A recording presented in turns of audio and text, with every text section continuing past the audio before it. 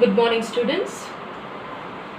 Today we would be starting off with our first venture in conducting online classes, and students who are very well aware of me might be in a position to understand that I thrive on live audience, but it is always said that adversity brings the best out of any given situation, and today we would like to share along with you certain of the topics that might be of paramount importance from the academic point of view of the second year PUC students in particular, and all students who might be pursuing their BCom, BA, BBA, and also aiming at cracking their CA.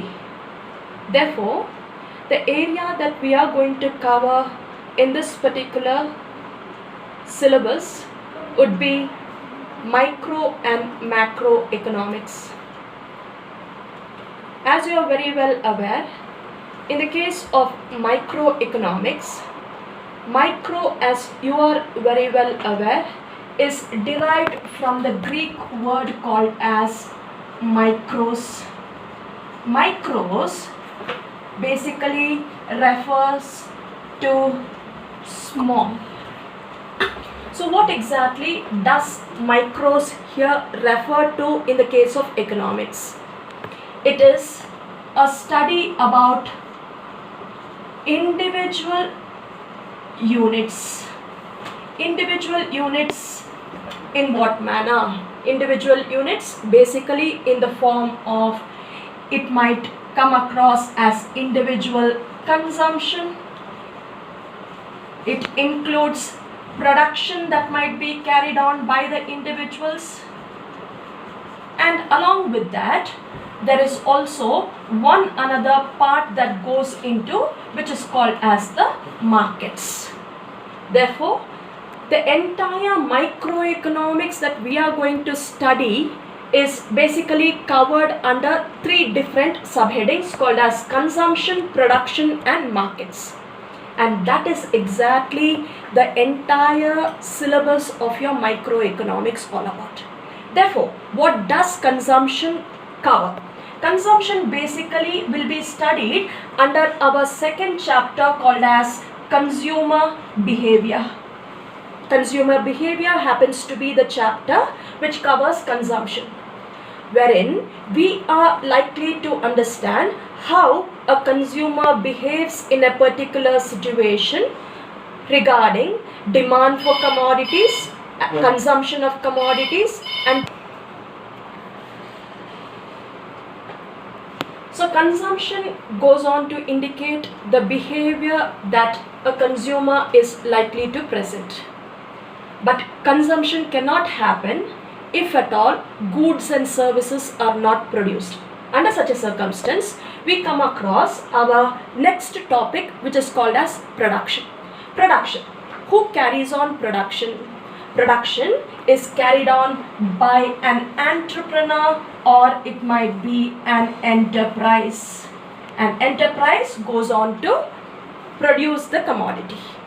So, an enterprise which goes on to produce a commodity requires certain inputs in the form of raw materials.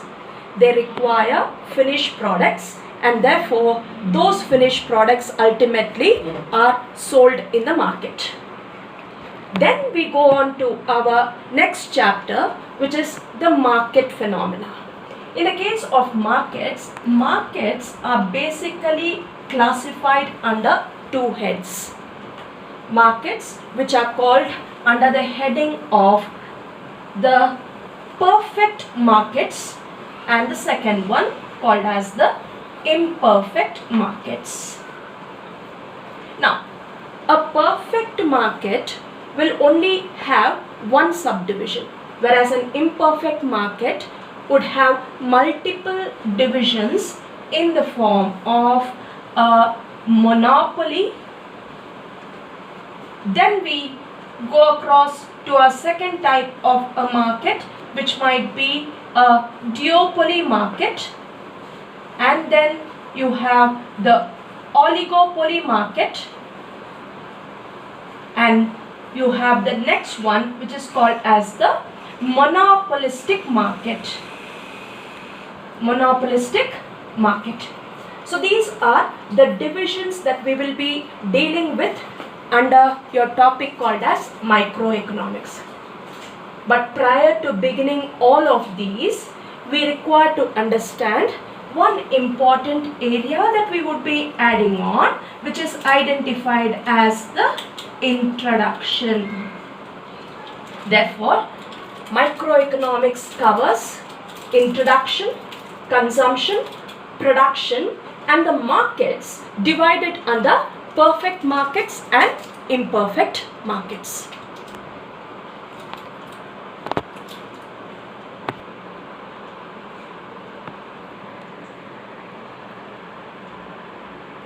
In this video, we would be starting off with our first chapter, which we study under introduction.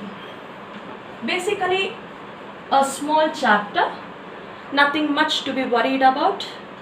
We would be covering topics which are shown on your screen.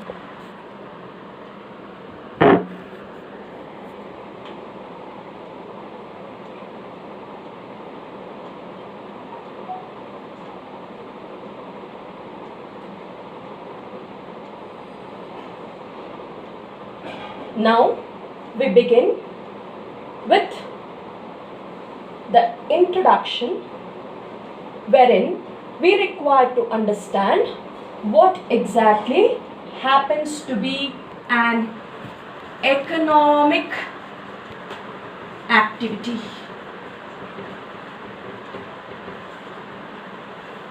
Economic activity basically is understood as any activity done with the purchase of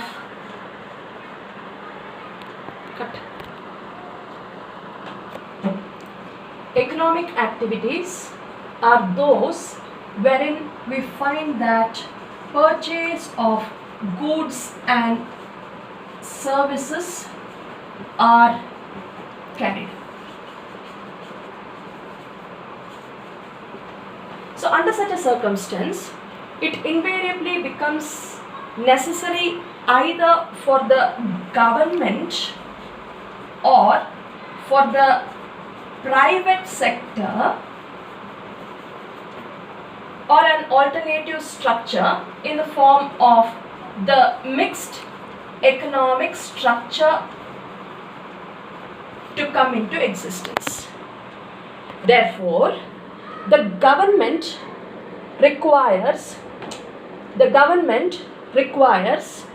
to be involved in certain of the economic activities, which we prominently call it as a centrally planned economy. A centrally planned economy.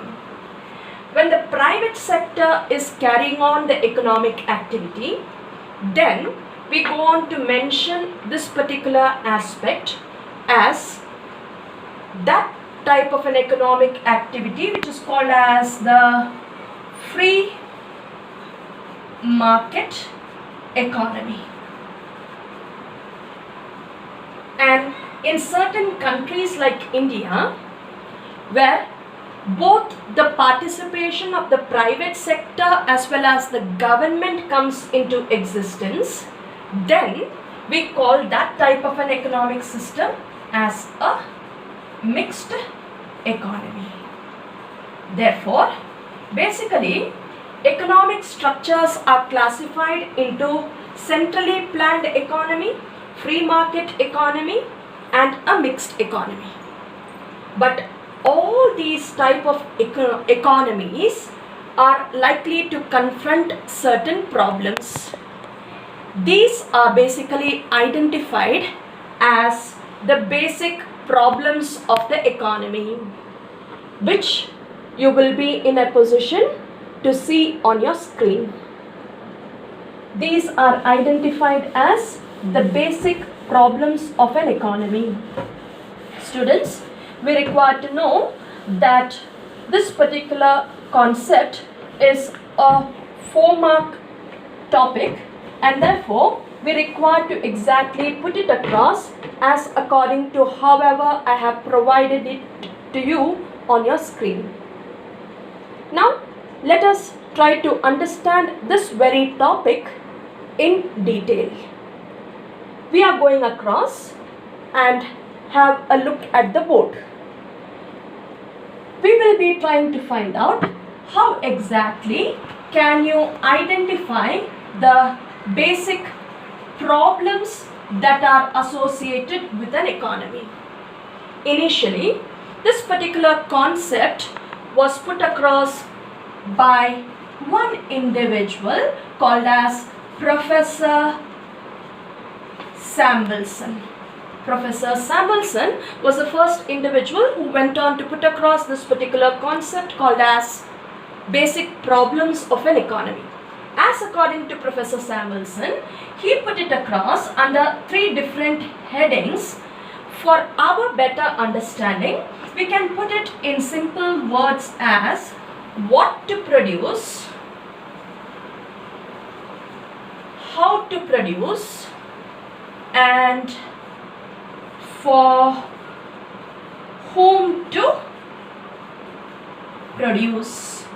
So basically we would be understanding this entire topic, which is a 4-marker under 3 different headings called as what to produce, how to produce, and for whom to produce.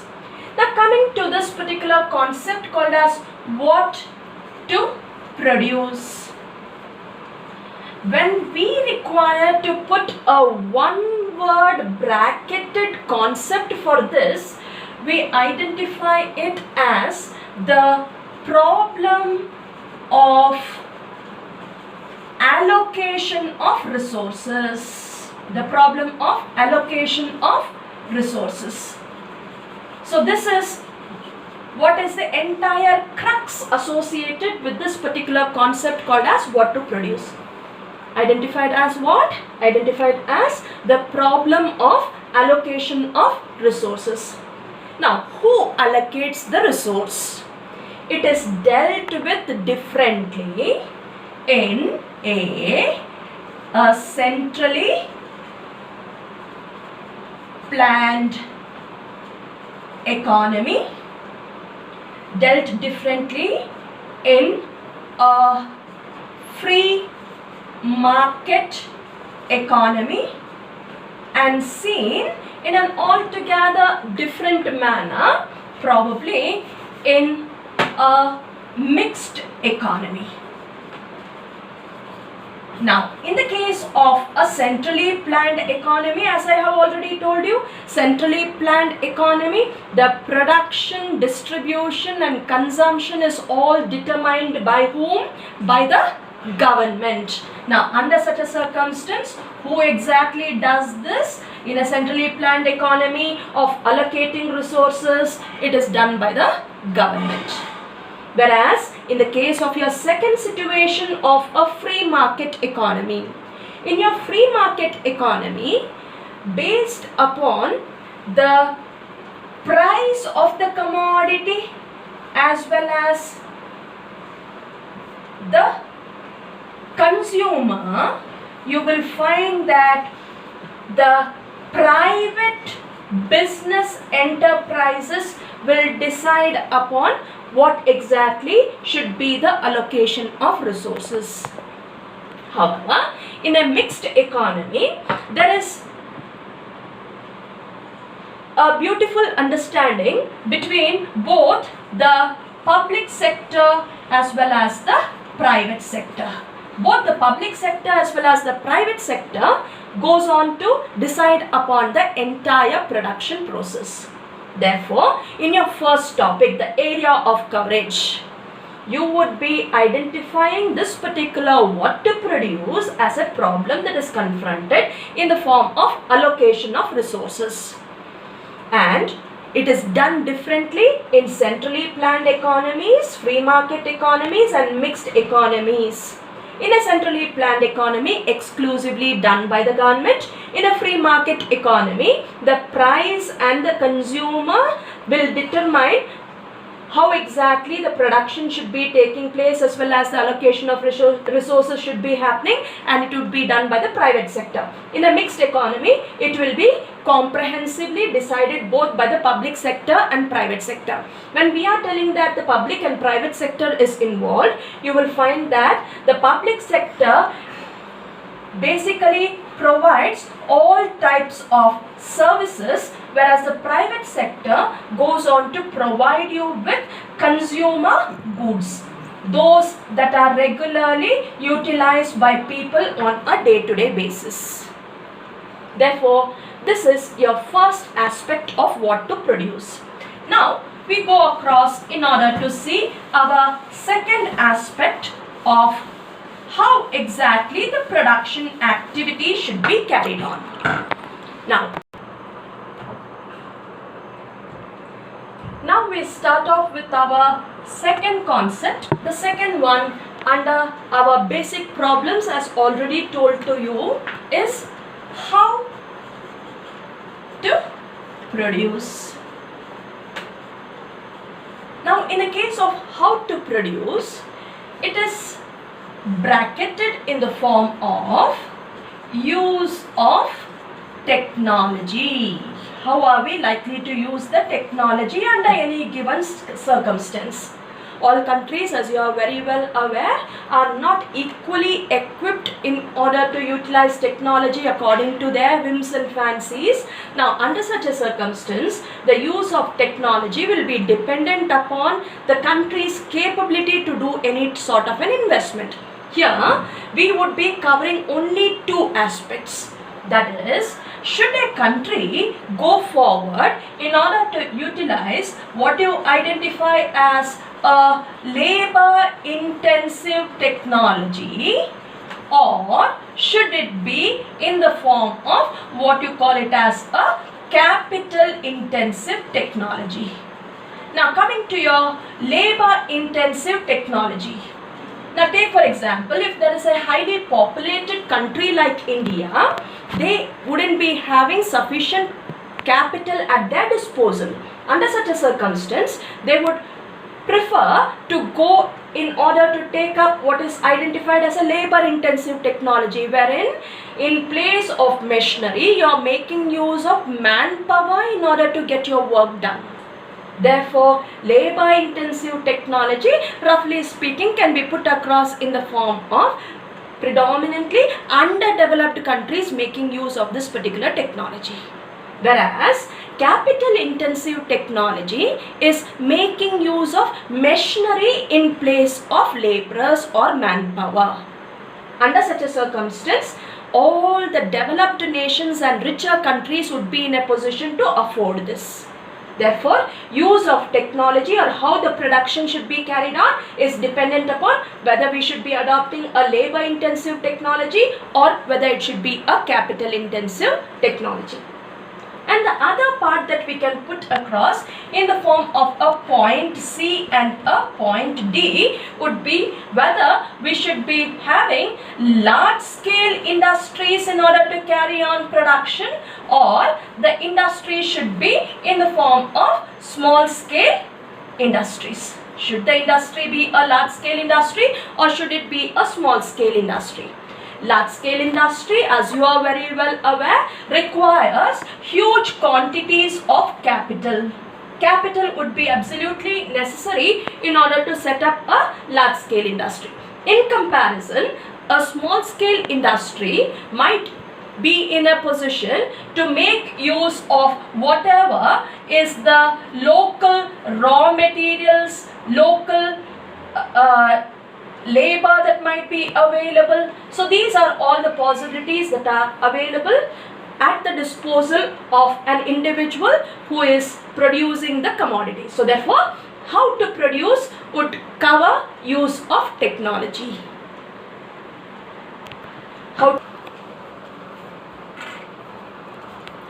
Now going on to our third aspect under the basic problems of an economy would be for whom to produce. This in the bracketed form would be the problem of distribution. So in the case of problem of distribution, when any resource is produced, invariably you have something called as your national income that gets distributed among various factors of production in the form of land, labor, capital and organization. Land gets, as you are aware, something called as rent, labor gets wages, capital gets interest, and an organizer is likely to get a profit. Therefore, each of these factors of production gets rewarded. The reward for the factors of production gets distributed. Now, in the case of this particular distributed income, it is spent by the individuals on the purchase of goods and services. Therefore, the classification comes in the form of what you identify as high income groups. The second category called as the middle income groups, and the third one called as the low income groups. The high income groups basically would prefer to purchase what you in your common language consider as luxuries, whereas for the middle as well as the low income group, the state or probably the government would make special provisions in order to provide whatever comes by in the form of necessaries and comforts. So therefore, this is how you have for whom the production should be carried on. If it is for the high income groups, basically you might find that luxuries, who will be doing the production activity? The private sector. Whereas if it is necessaries and comforts which are required for your day-to-day living, then it would be provided by whom? Provided by the government. Therefore, your third part of for whom to produce we have completed, which indicates to you the basic problems of an economy as given by Professor Samuelson. Students, this trial video that I have taken is basically in order to find out whether you have been in a position to understand as well as grasp the concept. If at all you find that you have sufficiently understood and also tried to grasp whatever was the concept regarding the basic problems of an economy, I would be humbled as well as privileged, because this is my first initiation into the online class delivery concept, and if you find it interesting, many more videos would come by in the future.